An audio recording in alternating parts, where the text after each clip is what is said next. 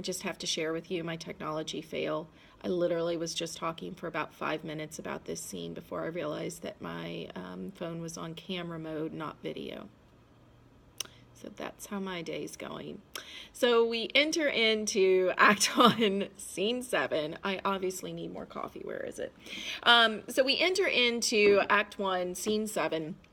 And when we last left Macbeth, he seemed very hesitant about the plot to kill Duncan. You know, his last line of that scene is "We will speak further." Oh, and by the way, we skip scene 6 because nothing happens in it. I mean, Duncan shows up to the castle. Lady Macbeth greets him. It's really just a big exercise in dramatic irony because here she is, kind of like fawning over Duncan, like, "Oh, we're so thankful you're here. We're so honored that you're going to stay in our home." And you know, the entire time she's like, "I'm gonna kill you."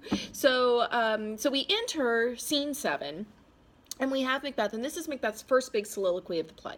Okay, now soliloquies, remember, are kind of this internal monologue that's expressed when the character is on stage alone, and it really reveals typically a tension or a crisis that the character is experiencing. Okay, so we're kind of privy here to his doubts and his insecurities, and really the inner workings of his mind, where he isn't certain if this is the right course of action.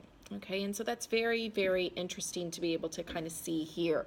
What this ends up being then is an exercise in argumentation, because throughout the soliloquy, Macbeth is wrestling with this decision. Do I kill the king? Do I not kill the king?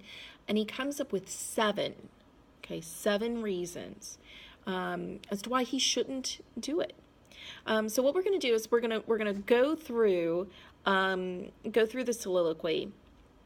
I want you, as I'm reading it, to see if you can't find them. Okay, where are the 7 reasons that he shouldn't kill them, and then we'll talk about those. Okay, so he starts by saying, "If it were done when 'tis done, then 'twere well it were done quickly.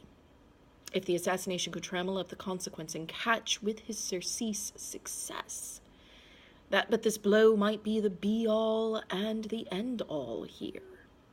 But here, upon this bank and shoal of time, we jump the life to come. But in these cases we still have judgment here, that we but teach bloody instructions, which being taught, return to plague the inventor. This even-handed justice commends the ingredients of our poisoned chalice to our own lips. He's here in double trust. First, as I am his kinsman and his subject, strong both against the deed. Then, as his host, who should against his murderer shut the door, not bear the knife myself.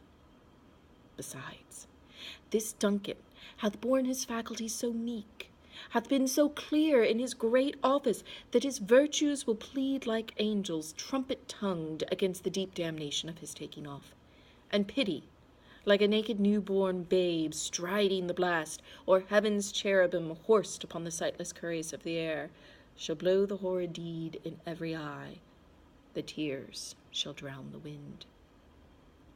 I have no spur to prick the sides of my intent, but only vaulting ambition, which o'erleaps itself and falls on the other." Okay, so 7 reasons, and the first one's pretty clear. Okay, if it were done when 'tis done, then 'twere well it were done quickly. But that this blow might be the be-all and the end-all.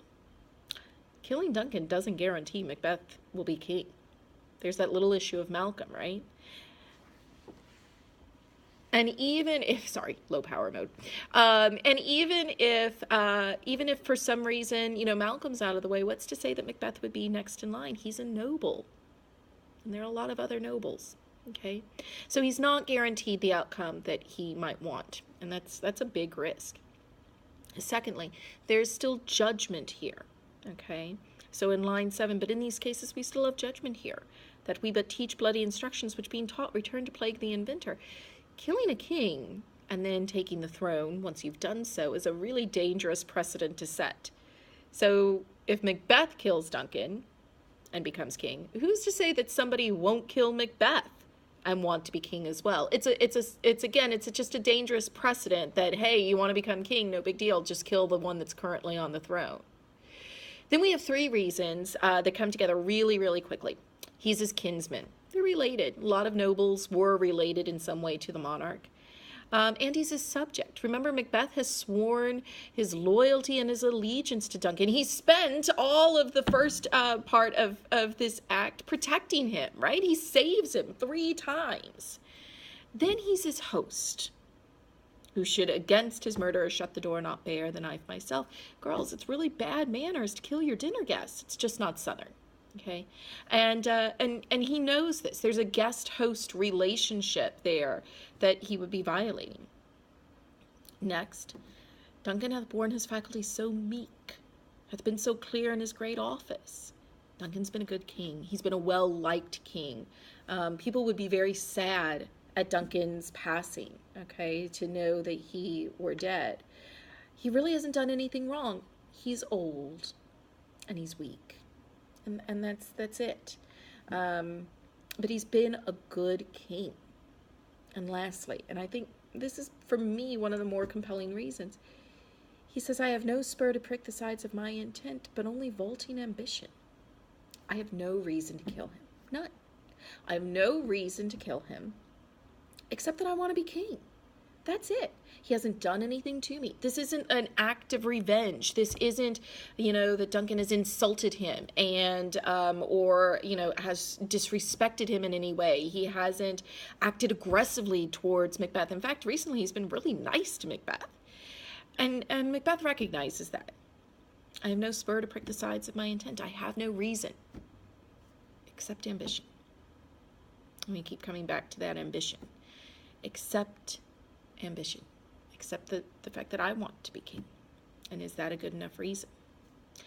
So at the end of this soliloquy, we've kind of got this picture that he's probably not going to do it. 7 reasons. That's a lot of reasons to not do something. It kind of seems like he's made his mind up. Let's see how Lady Macbeth is going to feel about that. Isn't it just so cute when men think they're in charge? That's kind of Lady Macbeth's attitude here. And so when Lady Macbeth enters the scene, and Macbeth tells her, okay, in line 31, we will proceed no further in this business. Putting his foot down. This is the decision. We're not going forward. It's finished. It's over. It's done, etc. And Lady Macbeth's response is, was the hope drunk wherein you dressed yourself? Are you drunk right now? She's just absolutely incredulous that he's telling her this, that we're not going to go through with this plan. And she begins to manipulate him. And she begins to manipulate him in the best way that she knows how, by calling into question his manhood. Okay? So you'll notice that she says in line 39, art thou afraid? Are you afraid of this? Okay. And then in line 43, and live a coward in thy own esteem. She calls, are you afraid? Are you a coward? Okay. Macbeth responds with prithee peace. I dare do all that may become a man. He's asserting himself here. He's like, I am a great man. And she replies right back to him and says, well, if you're a man, then what beast was it that made you break this enterprise to me? So what animal were you when you told me that we first should kill Duncan? Macbeth doesn't actually say that, kind of alludes to it, but doesn't actually say that. She says then in line 49, when you darest do it, then you are a man. When you told me that you wanted to do it, when you were going to do this, that's when you were a man. And then she takes this one step further, okay? In line 54, she makes this proclamation that's so disturbing on so many levels. And she says, I have given suck. I know how tender 'tis to love the babe that milks me. I would, while it was smiling in my face, have plucked my nipple from his boneless gums and dashed the brains out, had I so sworn as you have done to this. Now, to our knowledge, Macbeth and Lady Macbeth have no living children. Keyword is living, okay? And that's confirmed later in the play. They have no children together that are alive. But Lady Macbeth says that she's given birth. So maybe they've had children who have died. They haven't killed them. Don't go there, okay? Lady Macbeth hasn't killed her own children. But But she says, I've given suck. I've nursed a child, and I know how tender 'tis to love the babe that milks me. So she's nursed a child, okay? And then she says, I would, while it was smiling in my face, have plucked my nipple from his boneless gum and dashed the brains out. She's saying here, if I had promised you that I would kill our child, I would do it. Have plucked my nipple from his boneless gum and dashed the brains out, had I so sworn as you have done to this.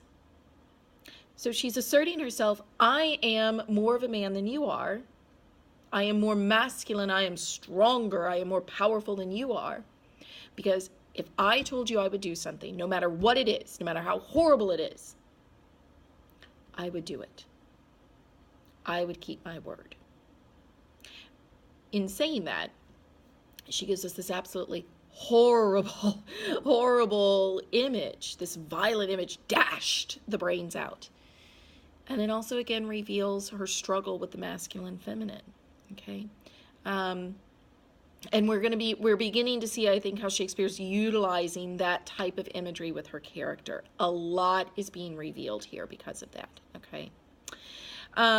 Macbeth responds to this by saying, if we should fail, and notice that it's a question, okay? And when he uses that question, we know that his mental state is questioning as well. All of a sudden, he was pretty sold on the idea of not killing Duncan. He's talked to his wife for a few minutes.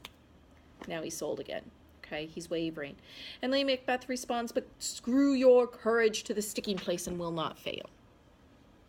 So the plan is, as they discuss it here at the end, the plan is to wait until Duncan is asleep, to get his guards drunk, and then to kill him as he sleeps in his chamber.